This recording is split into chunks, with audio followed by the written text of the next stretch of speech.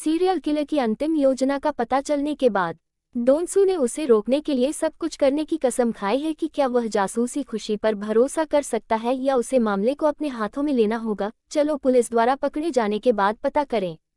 डोनसू से पाक द्वारा लाश कला हत्या मामले में उसकी संलिप्तता के बारे में पूछताछ की जाती है, जबकि ट्रॉय चुपचाप देख रहा है। लेकिन क्योंकि वह सहयोग नहीं कर रहा है, पाक पागल हो जाता है और उसे चोट पहुंचाने की धमकी देता है।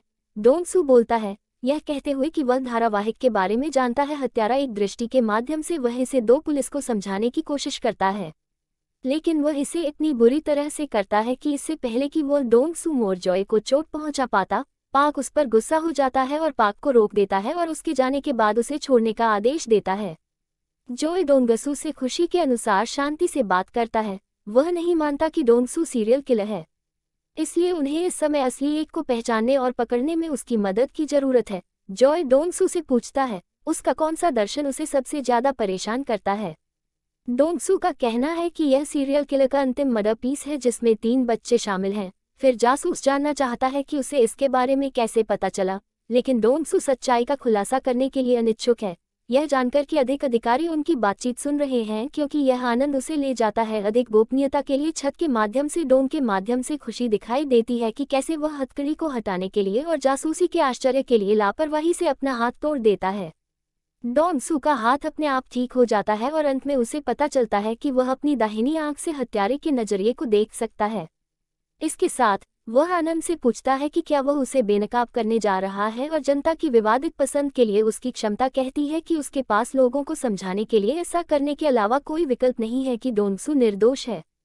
फिर अचानक चोई को पाक से एक कॉल आती है जो उसे बताती है कि डोनसू की पहचान नकली है और उसके पास कोई रिकॉर्ड नहीं है, जैसे कि इस रहस्योद्घाटन के बाद वह बिल्कुल भी मौजूद नहीं है। जॉय ने पाक को आदेश दिया कि वह इन तस्करों की जांच जारी रखे। इसमें से डोंगसू को जासूस पर भरोसा करने का पछतावा है, लेकिन ट्रॉय बताते हैं कि उन्हें कानून के एक अधिकारी के रूप में अपना हिस्सा करने की जरूरत है। फिर भी डोंगसू जोर देकर कहते हैं कि वह केवल वही है जो बच्चों के चेहरों को जानता है कि सीरियल किलर लक्षित कर रहा है, और यदि वह उजागर और बंद है, इस समय उन बच्चों को बचाने में बहुत देर हो सकती है। वह उसे जाने देने के लिए ट्रॉय से भीख मांगता है, लेकिन जासूस यह नहीं कर सकता है कि कोई अन्य विकल्प नहीं बचा है। डोंगसू छत से कूदकर भागने का फैसला करता है, जबकि वह भाग जाता है और जॉय अलग पाक को ठीक करता है और वे उसी समय डोंगसू का पीछा करते हैं। जीन साबुन उसकी दाहिनी आंख के बारे में सवाल करने के लिए सर्जन के पास जाता है। सर्जन जोर देकर कहता है कि वह इसके बारे में कुछ नहीं जानता है और उसने सिर्फ सर्जरी की है। वह जवाब नहीं सुन रहा है जो वह उस आदमी से चाहता है जो जिन रेशम सर्जन को मारने वाला है, जब वह पास में एक शोर सुनता है जो जल्दी से काम करता है। जिम सर्जन को बंधक बना लेता है, जबकि वे तस्करों से छिपते हैं। थोड़ी देर बाद वह सर्जन को अपने ठिकाने पर ले जाता है, क्योंकि कॉपस आर्ट किलर जीन धमकी देना जारी रखता है और उससे सवाल पूछता है कि उसकी आंख को क्या हो रहा है। मरने से डरता है, सर्जन अंत में समझाता है उससे कनेक्ट करे क्योंकि यह रात के दौरान निकलता है।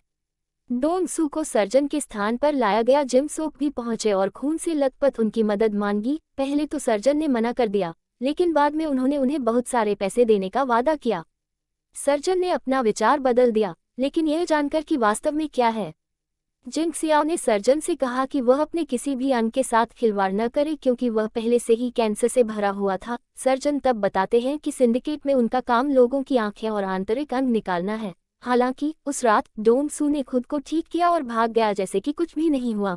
डोंगसू उपचार शक्ति पर चकित, उन्होंने प्रायोगिक उद्देश्यों के लिए जिन साबुन के लिए छोड़ी गई आंख को ट्रांसप्लांट करने का फैसला किया, क्योंकि वर्ष 2000 के आसपास जियोंगो फार्मास्यूटिकल्स ने अपनी शोध सुविधा में एक खोज की थी कि वे लोगों को बायो ट्रांसप्लांटिंग में एक क्रांतिकारी आविष्कार के रूप में डब कर सकते हैं, जो कुछ लोगों को लगता है कि यह अमरता से जुड़ा था। सर्जन को संदेह था कि यह कनेक्ट था जो उसने डोंगसू पर देखा था, कि अब उसे सोबे में सर्जन जैसे वह सभी जानकारी मिल जाती है जो उसे मार देती है। एरिन डोंगसू को फोन कर रही है, लेकिन वह फोन नहीं उठा रहा है क्योंकि यह पता चला है कि एरिन उपन्यासकार नहीं है। वह वास्तव में अंग तस्करी सिंडिकेट की जांच कर रही है और यह पता लगाने की कोशिश कर रही है कि क्या वे जियांग से जुड़े हैं। कोई फार्मास्यूटिकल्स निराश नहीं है। वह अपना फोन टेबल पर पटक देती है। इस प्रक्रिया में जल्द ही खुद को काटने के बाद उसे पता चलता है कि उसकी सहेली पकड़ी गई होगी, लेकिन ईरान के पास करने के लिए और भी महत्वपूर्ण काम है और वह तुरंत बाहर निकल जाती है ताकि वह डोंगसू की मदद कर सके। अचानक कद से जो खून गिरता है वह उसके पीछे आता है। यह दर्शाता है कि मैं अंगूठी एक जुड़ाव भी है और यही कारण है कि वह हमेशा डोंगसू की मदद करती है।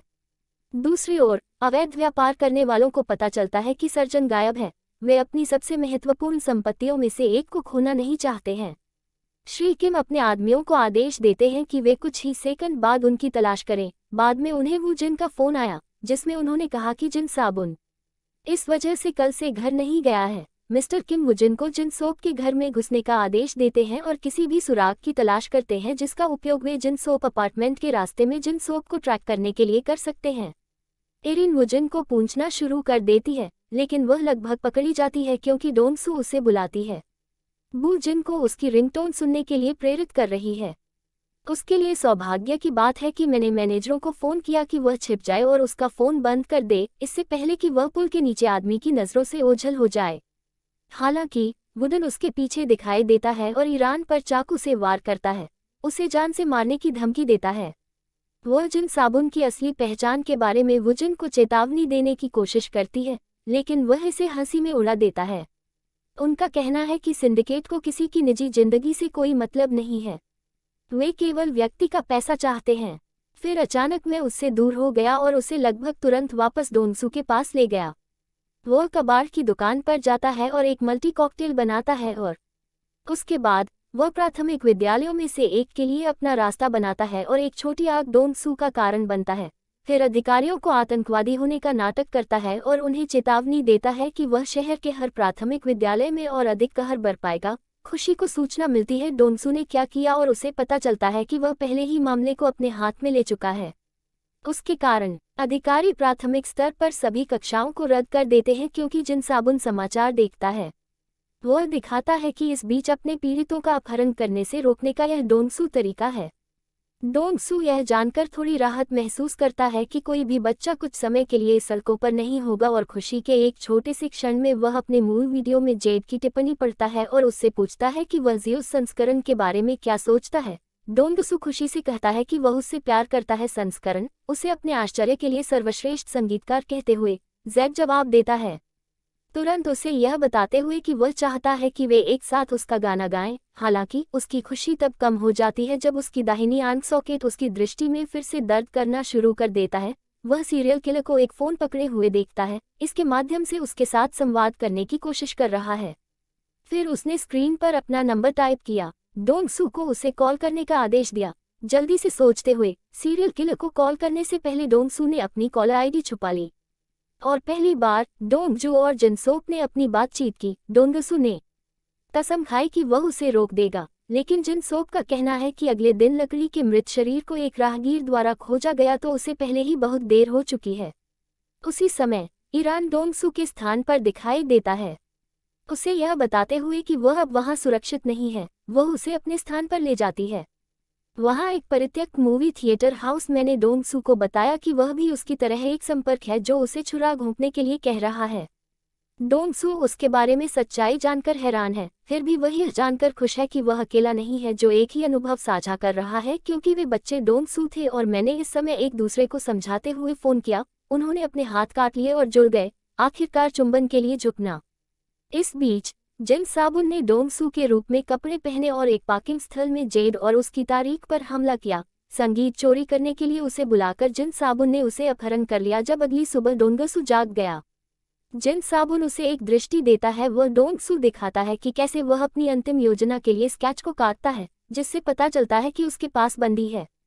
जिन साबुन को प्रताड़ित करने के बाद वह उसे अपने ठिकाने पर अकेले आने का आदेश देता है। वह बताता है कि उसने जो देखा वह मैंने सुनाया और उसने कहा कि वह उसके साथ जाएगी, लेकिन उनके आश्चर्य के लिए मिनसुक के नेतृत्व में तस्कर मूवी थिएटर ढूंढते हैं जहां वे वर्तमान में संवर्ती हैं। कुछ अन्य तस्कर डोंगसू के दादा बेन पर हमला करने वाले छात्रों की पिटाई करने के बाद घर का पता लगाते हैं। खुद को ऊपर उठाना, वे सू के दादा पर हमला करते हैं और उन्हें पीटे गए बूढ़े व्यक्ति का एक वीडियो भेजते हैं। तस्कर शपथ लेते हैं कि यदि वो 15 मिनट के भीतर कबाड़ की दुकान में नहीं दिखा तो वे उसके मालिक को मार देंगे, और यह सब एक साथ हो रहा है। एरिन डोंगसू को अपने दादा के पास जाने के लिए कहती है, जबकि वह मिनसुक और उसके आदमियों से निपटेगी। मैंने तस्करों का सामना किया, डोंगसू से बचने के लिए कुछ समय खरीदा, लेकिन उनमें से बहुत से ऐसे हैं जो उसे निगरानी कक्ष में ले जाते हैं और अपने ठिकाने पर नजर रखने के लिए लगाए गए सभी कैमरा फुटेज देखते हैं। मेरा मतलब इतना सवाल है कि वह यह सब क्यों कर रही है। लेकिन उन्हें सीधा जवाब देने के बजाय इरी ने उन्हें बताया कि जिस आदमी का वे पीछा कर रहे हैं वह लाश आर्किल है, जिन सूट का जिक्र है। वह यह भी दावा करती है कि उसने वुजिन को मार डाला। गुस्से में एक तस्कर ने कुल्हाड़ी से अपना चेहरा काट लिया और इस वजह से उन्हें पता चलता है कि वह इस मिनसुक को देखने के लिए एक जुड़ाव है। यह दावा करते हुए खुश हो जाता है कि इस समय ईरान उनकी चलने वाली तनख्वाह होगी। ईरान अचानक टूट जाता है, तस्करों को गार्ड से पकड़कर भाग जाता है। कबाड़ की दुकान पर जब डोंगसू आता है, वह अपने दादा को जमीन पर पड़ा हुआ पाता है और उसकी मदद करने की कोशिश करता है, लेकिन अचानक उन दो तस्करों द्वारा हमला किया जाता है। वे डोंगसू को जंजीर से बांधते हैं और अपने मालिक को मारने वाले होते हैं, लेकिन वह वापस लड़ता है। संघर्ष के दौरान तस्करों में से एक को मार देता है, फिर वह मेज पर मुड़ता है, उसके हाथों की जंजीरों को काटता है। इस प्रक्रिया में खुद को चोटिल करना। अपने घाव को ठीक करने पर डोंगसू अपने दादाजी के सदमे से शेष ट्रैफिकर पर हमला करता है। वह अनायासी डोंगसू को एक राक्षस कहता है जो इस डोंगसू से विचलित होता है और ट्रैफिकर द्वारा मारा जाता है, लेकिन वह तुरंत उसे नीचे ले जाता है। सौभाग्य से तस्कर के लिए डोंगसू अंतिम समय में अपना विचार बदल देता है और उसे मारने का फैसला नहीं करता है। उसके बाद वह अपने दादाजी को बाहर निकलने में मदद करता है। संयम। वह अपने ट्रक को भी उधार लेता है, यह कहते हुए कि वह तस्करों को अस्पताल लाएगा। अप्रत्याशित रूप से दादा डोंगसू को बताते हैं कि वह उन्हें अस्पताल ले जाने वाला होगा, यह जानते हुए कि पुलिस को उसकी तलाश है। दादाजी उससे कहते हैं कि वह उसे पूरा करे जो उसे करने की जरूरत है। जैसा कि डोंगसू सोचता है कि बूढ़ा आदमी उसके दादा उसे एक बच्चे के रूप में देखता है, जैसे पुराने दिनों में। कबाड़ की दुकान के ठीक बाहर डोंगसू आइरीन को अपना इंतजार करते हुए देखता है, लेकिन उनके बारे में बात करना एक जुड़ाव है और दूसरों से अलग होना कितना प्यारा है। ठीक उसी समय आइरीन ने अपने अनुसार डोंगसू को अपनी असली योजना का खुलासा किया। छिपने में अधिक संपर्क है, लेकिन वह और अन्य जुड़ती का मानना कि अधिक विकसित मानव होने के नाते ऐसा नहीं होना चाहिए जो वे हैं।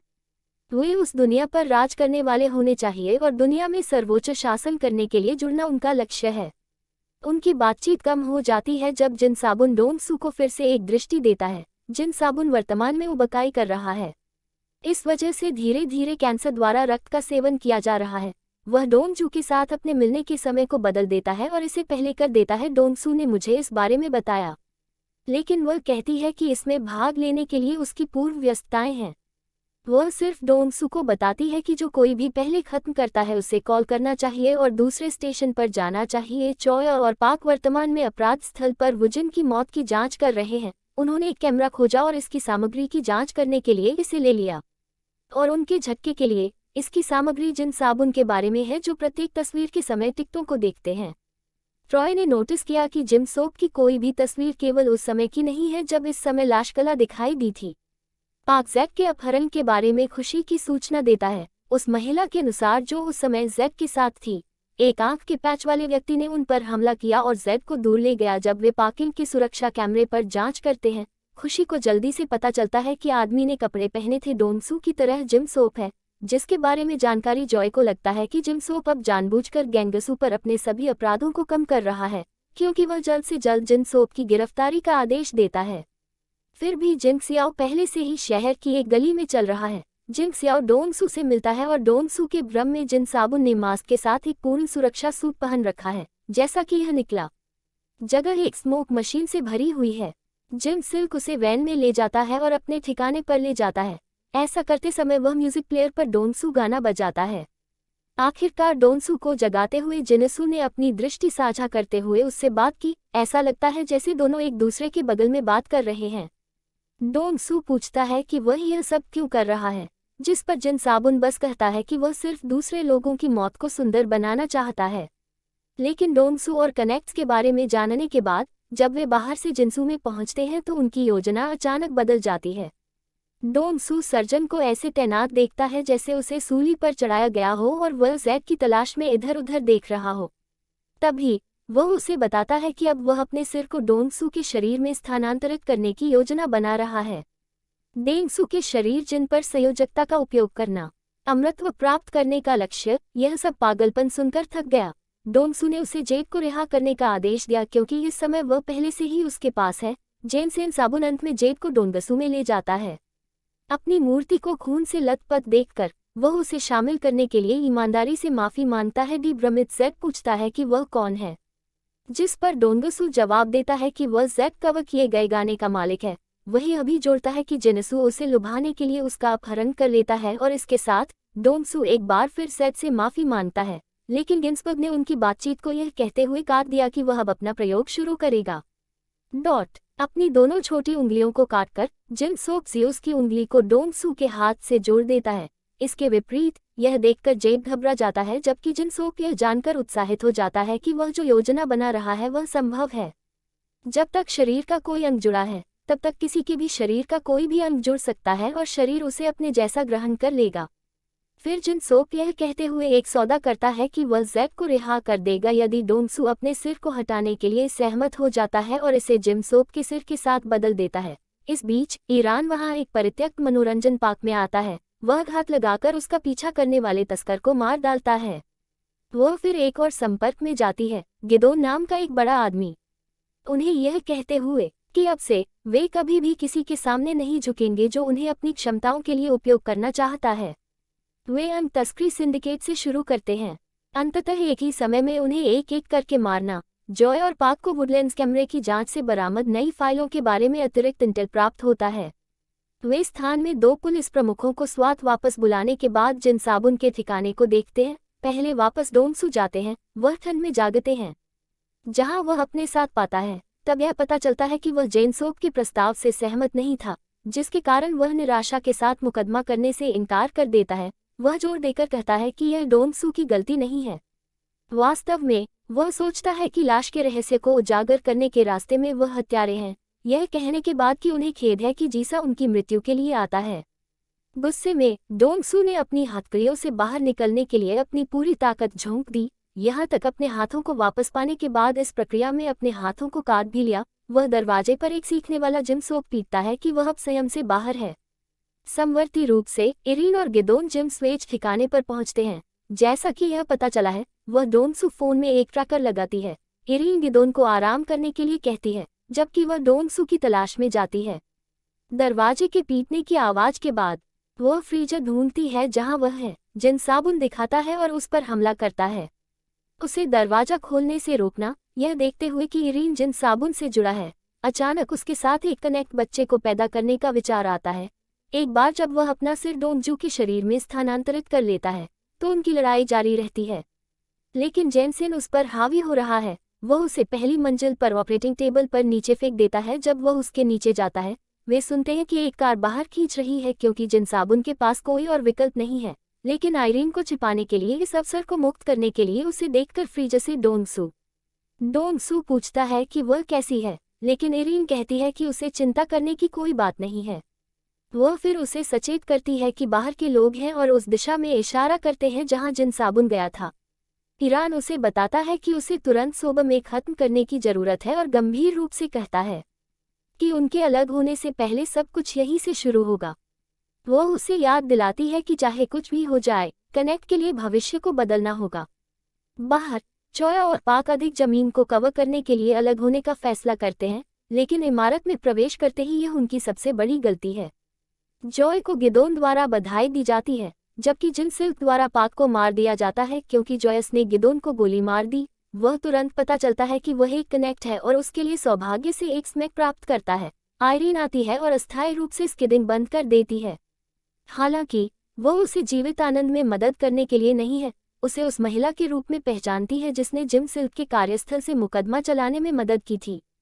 इस समय वह उससे बात करता है, यह कहते हुए कि वह केवल अपना काम करने के लिए वहाँ है।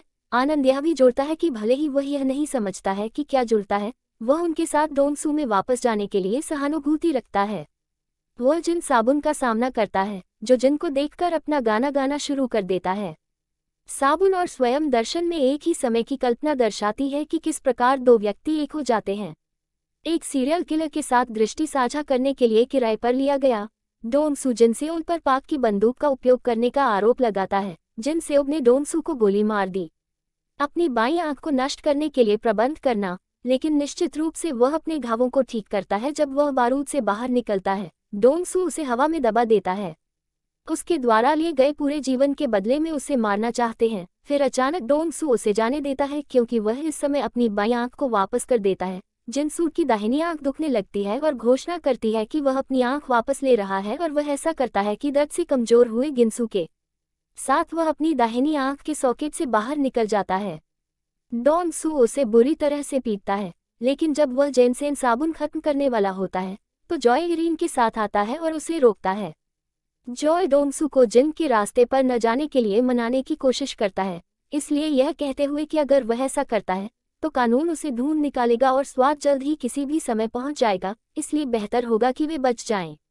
अब ईरान की ओर इशारा करते हुए वह इशारा करता है कि वह और उसके लोग उसकी प्रतीक्षा कर रहे हैं और उन्हें उसकी ओर देखने की आवश्यकता है। डोंगजू को पता चलता है कि आनंद सही है और चलो हथियार को समय से पहले ही मैंने सुना और महसूस किया कि स्वाद से अलग कुछ पहले से ही उस जगह पर आ गया है। वो थोंगसू को सचेत करती है और वे तुरंत अपना पलायन कर लेते हैं, अपने आसपास के वातावरण को महसूस करते हुए। पसंद की नाक से अचानक खून बहता है, बिना यह देखे कि कनेक्ट का एक हिस्सा अभी भी जिनसे आई सॉकेट के अंदर बचा हुआ है। इसके अलावा इन शरीर से जुड़ी हुई उंगली अभी भी जीवित है, भले ही जेड पहले ही मर चुका है। श्रृंखला का अंत डोंसू और इरीन की छतों पर कई लड़ाकू हेलीकॉप्टरों का सामना करने के साथ होता है। कनेक्ट 2002 उम्मीद के मुताबिक एक और बेहतरीन के ड्रामा सीरीज है। उन्होंने स्पष्ट संकेत के साथ एक बेतुके कथानक के अविश्वसनीय निष्पादन को खींचने में कामयाबी हासिल की कि पहला सीजन कहानी की प्रस्तावना मात्र है। दर्शकों को अपने सवालों के जवाब पाने के लिए निश्चित तौर पर अगले सीजन का इंतजार रहेगा। ओवरऑल कनेक्ट बिना बोर हुए देखने के लिए एक बेहतरीन सीरीज है।